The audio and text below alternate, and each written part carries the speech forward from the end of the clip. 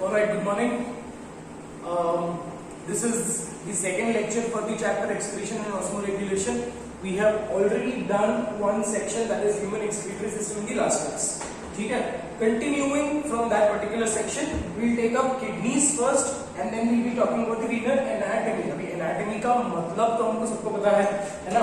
Ana refers to break, tomy refers to cut, right? So anatomy हमने renal मतलब kidney को cut करके हम समझेंगे कि अंदर क्या है, right? So first we'll start up with the external structure, बाहर से चालू करेंगे और अंदर तक जाएंगे. We'll try to understand each and every part which is given in this particular section. ठीक है? So renal anatomy का बहुत सारी valuable data हमने याद कर ली है, right? कि किडनी की पोजीशन कैसी है, which kidney is lower than which kidney, position के हिसाब से कौन आगे है कौन पीछे है, right? So to revise once again, we already know that the left है right है, that the right kidney is a little lower than the left kidney because of the presence of your liver. और position के हिसाब से it is present at the T12, L1, L2 and L3 vertebrae. ठीक है? Supported by your floating ribs, 11th and 12th ribs. ठीक है? तो अब बात करते हैं कि now when we have to understand renal anatomy, हमको पहले तो ये याद करना पड़ेगा कि किडनी को पकड़ के कौन रखता है. How are these kidneys attached to the walls of the body? Correct? कल ही हमने बात किया था is kidney placed inside the abdominal cavity or outside the abdominal cavity? It is placed outside the abdominal cavity. कल ही हमने ये बात किया था कि kidney was supposed to be in the pelvic cavity, right? But pelvic cavity में उनको जगह नहीं मिली, तो kidney, because humans kidney बहुत sophisticated है, is well developed type of kidney, right? तो उनको pelvic cavity में जगह नहीं मिली, तो they were placed outside the pelvic cavity, but outside the abdominal cavity also. ठीक है? अब आप ये समझ लो कि किडनी को यहाँ से वो पीछे की तरफ चला गया, राइट? तो abdominal cavity के बाहर है. एंड एक चीज हमको पता है कि abdominal cavity is surrounded by a squamous epithelium का membrane called as peritoneum. So abdominal cavity is completely surrounded by peritoneum. अब एक चीज है बेटा कि आप समझ लो कि अगर abdominal cavity के बाहर तुम्हारा किडनी है, तो किडनी को पेरिटोनियम कवर हुआ क्या? नहीं होगा, बिल्कुल. तो किडनी आप ये समझ लो कि एक ड्रम है, एक प्लास्टिक का ड्रम है, और उस प्लास्टिक के ड्रम के पीछे एक प्लास्टिक का ड्रम है, और प्लास्टिक के ड्रम के पीछे आपने दो किडनी लगाई है. तो किडनी का जो वेंट्रल हिस्सा है that is attached to the peritoneum, whereas दी डोर्सल हिस्सा है उसको पेरिटोनियम का कवर नहीं है. जो अंदर की तरफ है वेंट्रल हिस्सा that is covered by peritoneum. तो hence since the kidney is covered by peritoneum only in its half section, only in its ventral side, इसीलिए किडनी को हम बोलेंगे kidney is called as retroperitoneal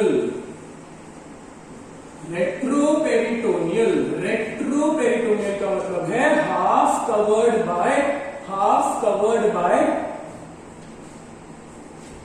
peritoneum.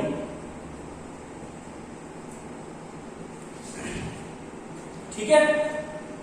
अब ये चीज है कहां पेरिटोनियम कवर होगा वो भी हमको बात करना है कि वेंट्रल सरफेस पे पेरिटोनियम का कवर होगा या डॉर्सल सरफेस पे. डॉर्सल सरफेस खुला है, right? Dorsal surface does not have any particular cover.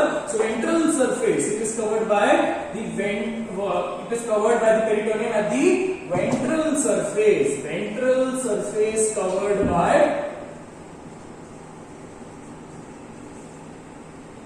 Bye peritoneum. ठीक है?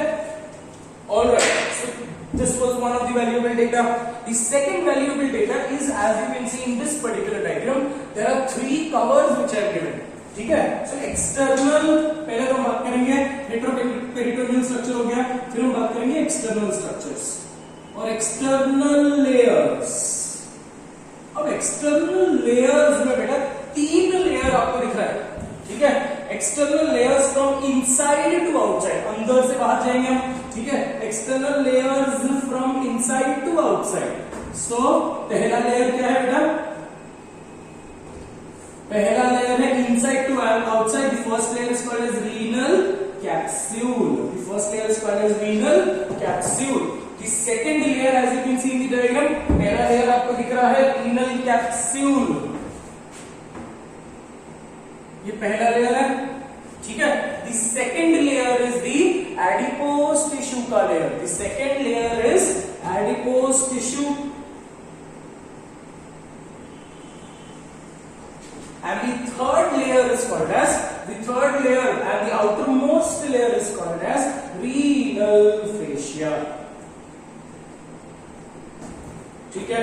अब वही चीज है, ये innermost, this is innermost, ये middle है, ये outermost. ठीक है. अब बात करते हैं कि रीनल कैप्सूल बना किससे है. So renal capsule is made up of simple squamous epithelium. Simple squamous epithelium. Okay. Adipose tissue, adipose tissue है. Now something called, something special about adipose tissue. 2 minute में वापस बता. ठीक है. Something special about adipose tissue we talk about. Next is renal fascia. Fascia हमने muscles के context में पढ़ा था, है ना. Dense irregular connective tissue. So renal fascia is also white fibrous connective tissue. Renal fascia क्या है बेटा? It is white fibrous connective tissue. Is that very clear? So renal fascia, अब इसका काम क्या है बेटा? Renal fascia white fibrous connective tissue का काम क्या होता है? Generally to attach organs to the surface of the body or surface of the body cavity. ठीक है. अब वही है ना कि हवा, चीजें, ऑर्गन्स हवा में थोड़ी है, right. Organs are attached to the walls of the body, correct. वो अटैचमेंट के लिए टफ फाइब्रस कवर की जरूरत है, and that is renal fascia. In your next year, next to next year, when you get into anatomy practicals, जब आपके dissection के practicals होंगे, correct. So it is very difficult to isolate the kidney. It is very difficult to remove the kidney out of your body because it is attached by the renal fascia. Very clear. तो renal capsule समझ में आ गया आपको. Renal capsule अंदर का layer है. अगर आपने रीनल कैप्सूल, अगर see it is completely a hard work that we have to do the video lectures of this particular chapter. It is one of the interesting chapter. I was thinking of doing a small dissection of a goat kidney. अब last year जैसे हमने किया था, गोट kidney लाया था, गोट kidney को cut करके देखोगे, ओके. रीनल कैप्सूल को अगर आप उतार कर देखोगे, रीनल कैप्सूल को अगर आप पील ऑफ करोगे, your kidney gets a shiny appearance. समझ में आ गया बेटा. तो ये हमने हार्ट के केसेस में भी देखा था.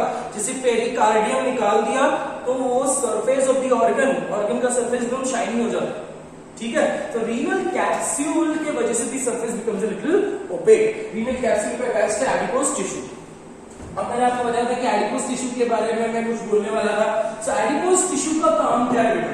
It is associated with, technically associated with mechanical support, mechanical shock absorption, ठीक है, and also associated with a little bit of temperature control, right. But ये जो एडिपोज टिश्यू किडनी पे है, it is one of the most dangerous type of adipose tissue. क्यों? क्योंकि अगर कोई इंसान बहुत ज्यादा ओबीस हो जाता है, ठीक है, बहुत ज्यादा ओबीस होगा, so technically his body is saturated with the stored fats. ठीक है. अब बॉडी में कहीं भी फैट को स्टोर करने के लिए जगह नहीं है, तो बॉडी कहां पे स्टोर करेगी? It will store it on the surface of the kidney. ठीक है. तो ये एडिपोज टिश्यू, अगर ये एडिपोज टिश्यू का अमाउंट अगर इंक्रीज हो गया, ठीक है, there is a condition called as polycystic kidney disease. Polycystic kidney disease मतलब आपकी जो kidney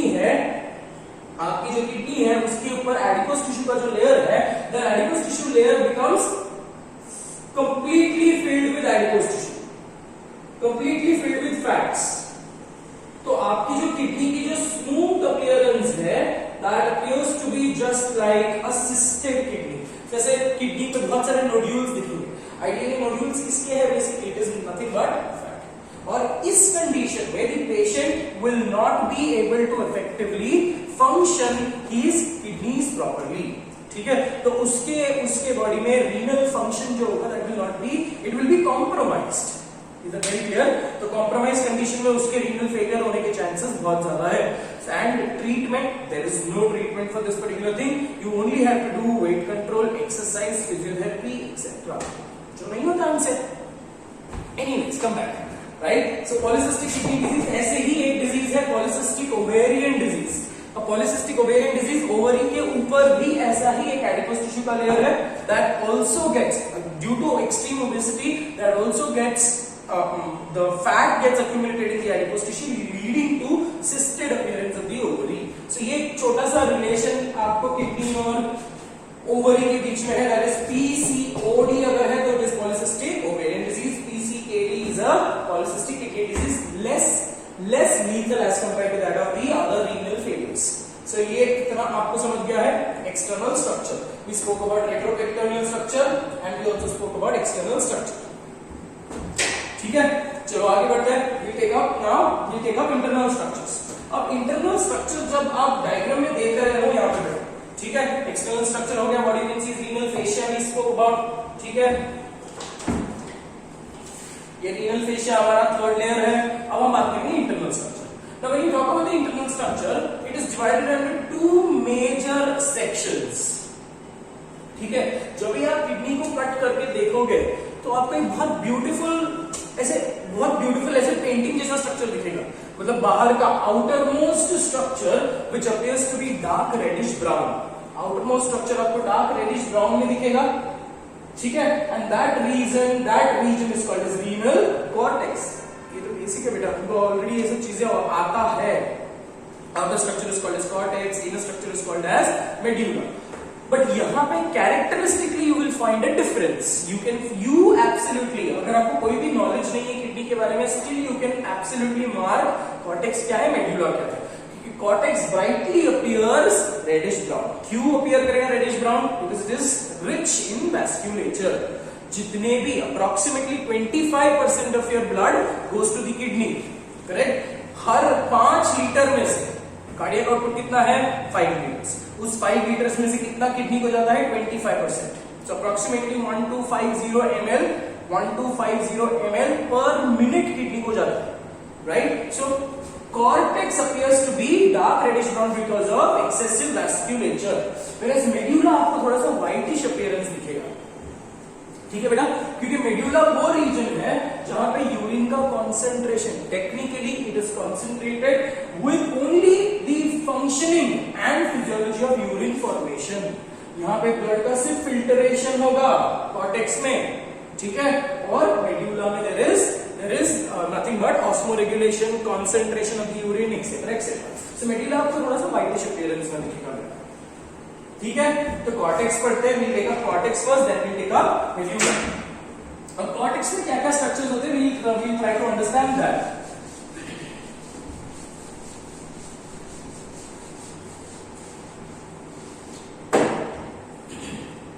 Don't worry, once we come back from this quarantine phase, हम definitely ये सब स्ट्रक्चर्स का dissection करेंगे. Because it is much more clearer. Don't worry about that. Even I am bored and bugged.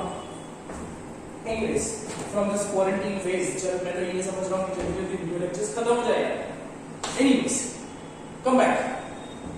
So we spoke about external structure. अब हमको बात करना है something called as internal structures. ठीक है बेटा, इंटरनल स्ट्रक्चर्स को हमने 2 हिस्सों में बांटा है। इंटरनल स्ट्रक्चर्स को हमने 2 हिस्सों में बांटा है, ठीक है, and that is renal cortex and renal medulla, ठीक है। आपको ये भी बताया मैंने कि रीनल कॉर्टेक्स क्या है। Renal cortex appears to be reddish brown in colour. Now why is it reddish brown in colour? Due to high और रिच वैस्कुलेचर, ठीक है। और आपको यहाँ पे दिख रहा है कि यहाँ पे बहुत सारे ब्लड वेसल्स है, बहुत सारे ब्लड वेसल्स आपको दिखेंगे, ठीक है। दूसरी चीज है रीनल कॉर्टेक्स के अंदर, what do you see in the renal cortex? You can see cortical nephrons, ठीक है। Cortical nephrons form approximately 85% of your kidney. Cortical nephrons, इसके बारे में हम और डिटेल में बात करेंगे, नेक्स्ट सेक्शन में पढ़ेंगे। वी टॉक अबाउट नेफ्रॉन्स, ठीक है। और apart from the cortical nephrons, cortex में और क्या क्या चीजें हैं? We have we have renal corpuscles. Renal corpuscles इसी को बोलते हैं Malpighian body. हमने Malpighian tubules पढ़ा है. कहां पे पढ़ा था हमने Malpighian tubules? वीडियो लेक्चर में आपको बोल नहीं सकते, है ना? तो where did we learn Malpighian tubules? These are the excretory organs of a cockroach. ठीक है? So renal corpuscle also called as Malpighian body, जो similarity है, and also called as Pygmalion corpuscles. So renal corpuscles है. इसके अलावा कौन कौन होंगे renal corpuscles? Plus PCT plus DCT plus PCT and DCT and only a part of collecting duct. So renal cortex में क्या क्या है? हाई वास्कुलेचर है, कॉर्टिकल नेफ्रॉन्स है, ठीक है? और क्या क्या है renal cortex में? renal corpuscles है, PCT है, DCT है. जब मैं यहाँ पे बोल रहा हूँ कि कॉर्टिकल नेफ्रॉन्स पूरा का पूरा cortical nephrons is in the cortex, तो ये क्या है? सिर्फ वाया भी writing renal corpuscle plus PCT plus DCT. DCT का मतलब क्या है बेटा? Proximal conjugated tubule. Don't worry about that, we will be talking about this in the next section.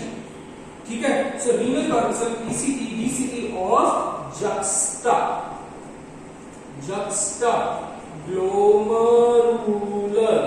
juxtaglomerular nephrons. Juxtaglomerular nephrons. Is that very clear? So renal corpuscles में ये सारी चीजें आपको दिखेगी. ठीक. अब now talking about renal medulla. Now what are these basically? These are cortex. अभी cortex जो है, a certain section of the cortex, it invaginates inside. Invagination का मतलब समझ रहे हो? It absolutely enters inside. मतलब ये होता है superficial cortex. इस region को बोलेंगे deep cortex. Very clear? ये इतना section, बीच का section जो है, that is called as medulla. ये cortex है. ये cortex भी अंदर invaginate हो रहा है. cortex भी अंदर invaginate हो रहा है. And that section, okay, जो हम बोलते हैं superficial cortex, deep cortex. और ये part of the deep cortex, understand? Part of the deep cortex between the pyramid. Part of the deep cortex between the pyramid is called as columns of Bertini. ठीक है? ये section को क्या बोलेंगे बेटा? ये देखो, ये मैंने आपको क्या बताया? Part of the cortex, part of the deep cortex. or the space between, in other words, it's the space between two Malpighian, sorry, my mistake, it is the space between two medullary regions or medullary pyramids. That is called as column of Bertini. Column of Bertini. Is that very clear? ठीक है? अब बात करेंगे renal medulla के बारे में. renal medulla में I told you, renal medulla में क्या हो रहा है बेटा? मेजरली क्या हो रहा है? यहाँ पे यूरिन का formation. Is that right? So what you can see, there are tiny pyramid-like structures. ठीक है? There are pyramid-like structures जिसको बोलते हैं renal pyramid. मेडुला में क्या क्या है? renal pyramid. Approximately कितने pyramids हैं? On an average 12 to 14 pyramids in each kidney. 12 to 14 in each. ठीक है? अब each renal pyramid is connected. Each renal pyramid is connected to the pelvis. Okay? तो renal pyramid joins. Okay? Renal pyramid joins the minor calyx.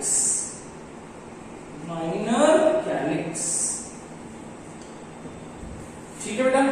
ठीक है?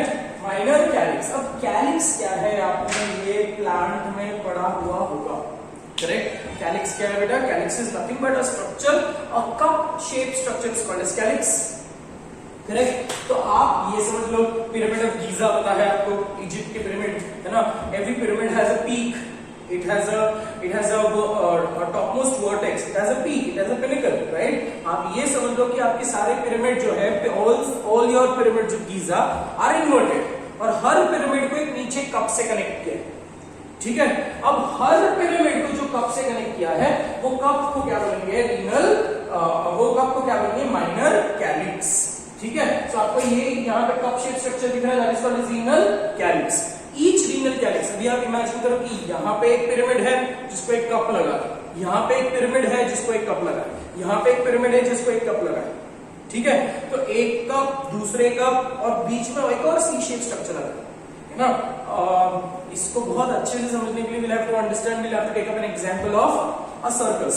Circus का tent देखा होगा, है ना, मूवीज वगैरह में सर्कस का टेंट देखा होगा कि सेंट्रली एक पिलर होती है, एक बड़ा सा खंबा होता है, ठीक है, और साइड में भी आप बहुत सारे खंबे लगाते हो, करेक्ट, और बड़ा सा कपड़ा डाल देते हैं। So what you can see in a circus tent, आपको सर्कस टेंट ऐसा दिखेगा, ये एक पोल है, यहाँ पे दूसरे दो पोल है, तो आपको ये कैसे दिखेगा, यहाँ पे कपड़ा है,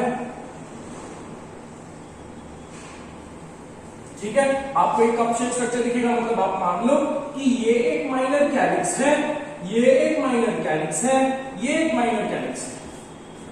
ठीक है, minor calyx, minor calyx, minor calyx, दो माइनर कैलिक्स को जो जोड़ता है that is called as major calyx. दिख रहा है कप शेप स्ट्रक्चर बेटा, ठीक है, वैसे ही ये माइनर कैलिक्स है बेटा, ये माइनर कैलिक्स है। अब I have not shown this in the diagram because the diagram will become too much shabby, it will not B understandable. ठीक है, तो इससे मैंने डायग्राम में बनाया है, but it is very simply आपको जो नोट्स दिया है उस डायग्राम में वो लेबल करके दिया हुआ है। ठीक है, अब थोड़ा सा कंफ्यूज बच्चे यहाँ पे हो जाते हैं।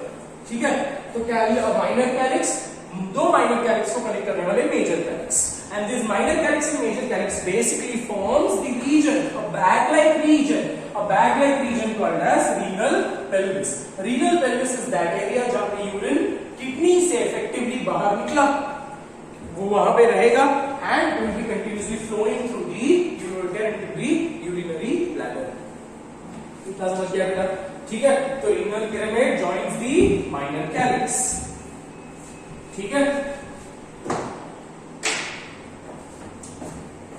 और एक स्ट्रक्चर क्या है उसमें बेटा, मेजर कैलिक्स। ठीक है, मेजर कैलिक्स, कैलिक्स सिंगुलर है, कैलाइसिस is plural.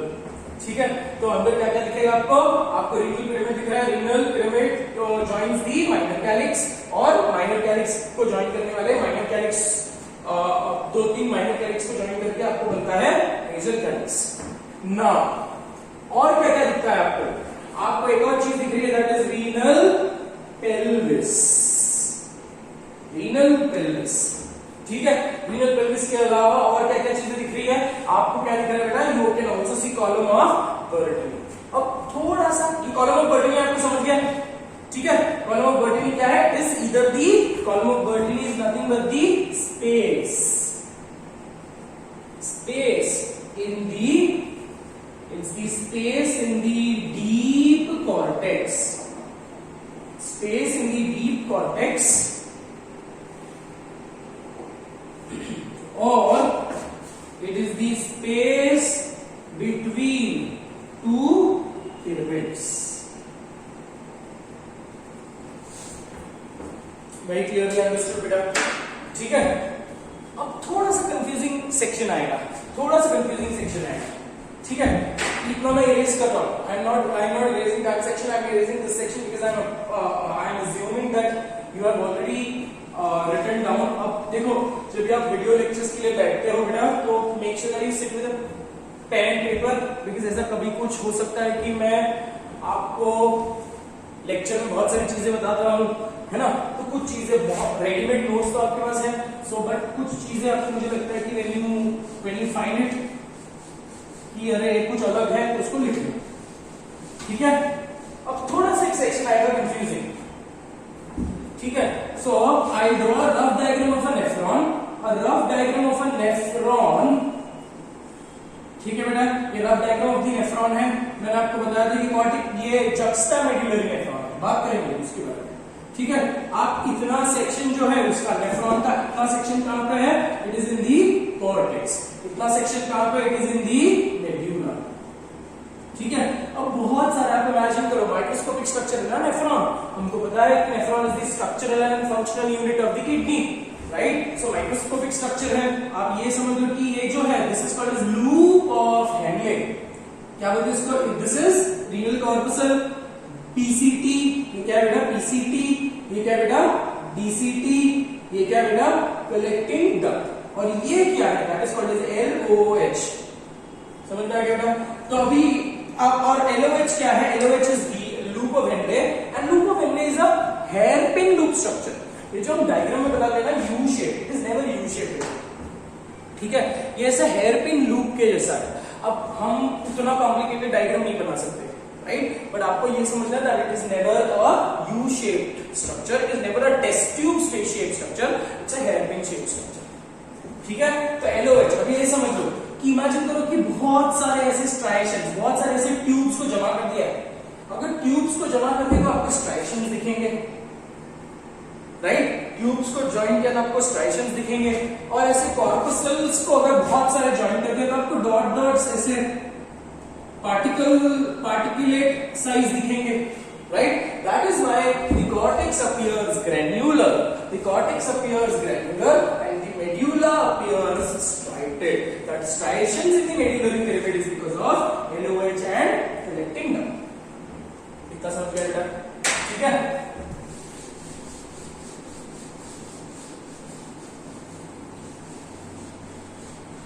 You will have to mention all of these things in the comments if you need any sort of if you have any sort of criticism, if you have any sort of suggestions, if you have any sort of appreciation, if you have any sort of grievances or complaint, you can absolutely post it or upload your feedback on the classroom app. ठीक है, चलो आगे बढ़ते हैं। अब एक थोड़ा सा कंफ्यूजिंग सेक्शन, इधर थोड़ा सा ध्यान देना, इधर थोड़ा सा नहीं बहुत ज्यादा ध्यान देना, ठीक है, एक बार वापस रिपीट करेंगे। अब एक कॉन्सेप्ट है which is called as, concept नहीं एक स्ट्रक्चर है जिसको बोलते हैं डक्ट ऑफ बेलिनी। दो नी साथ में आ रही है तो बच्चे कंफ्यूज हो जाते हैं, यहाँ पे एकदम डैश। तो duct of Bellini and column of Bertini. देखो बर्टिनी है बेलिनी है, दोनों अलग अलग क्रिश्चियन औरतें हैं, ठीक है। कॉलम ऑफ बर्टिनी है और ये डक्ट ऑफ बेलिनी है।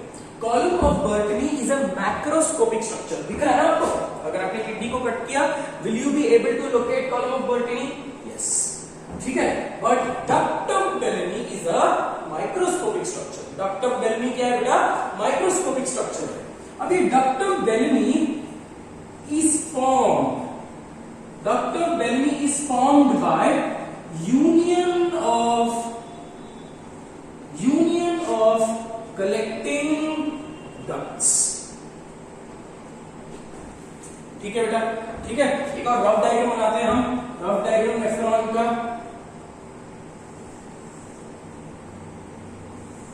ठीक है। तो अभी मैंने ये कलेक्टिंग डक्ट बनाया है, एक काम करता हूं सिर्फ कलेक्टिंग डक्ट के बारे में बात करेंगे, तो हम लोग कलेक्टिंग डक्ट को थोड़ा सा ट्यूबुलर अपीयरेंस दे, ठीक है। दिस इज कलेक्टिंग डक्ट, समझ में आ गया बेटा।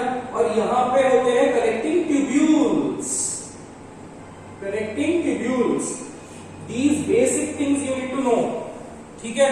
ट्यूब्स बड़े, ट्यूब्यूल्स उससे छोटे, ठीक है। सो ट्यूब्यूल्स ये क्या है बेटा, कलेक्टिंग ट्यूब्यूल, ट्यूब्यूल, और ये क्या है कलेक्टिंग डक्ट। तो ऐसे all the collecting duct will open into minor calyx, all the collecting duct, समझ लो कि सारे के सारे ट्यूब्स जो है, एक्वागार्ड फिल्टर करता है पानी को, ठीक है। आप इमेजिन करो कि एक्वागार्ड का जो पानी निकलने वाला ट्यूब है, ऐसे बहुत सारे ट्यूब्स को आपने जोड़ दिया तो आपको एक बड़ा ट्यूब बनाना पड़ेगा। आप यू विल हैव टू, ये जोड़कर आप क्या कर रहे हैं, आप कैलिक्स के अंदर डाल रहे हो। तो आपके जितने भी कलेक्टिंग डक्ट है, सिमिलर टू योर एक्वागार्ड का ट्यूब, ऐसे बहुत सारे एक्वागार्ड के ट्यूब को आपको भरना है कैलिक्स के अंदर। So that is technically not possible. So at the end region of the collecting duct आपको थोड़ा सा कलेक्टिंग डक्ट के इधर ध्यान देना है कि बहुत सारे कलेक्टिंग डक्ट आपको ज्वाइन होते हैं।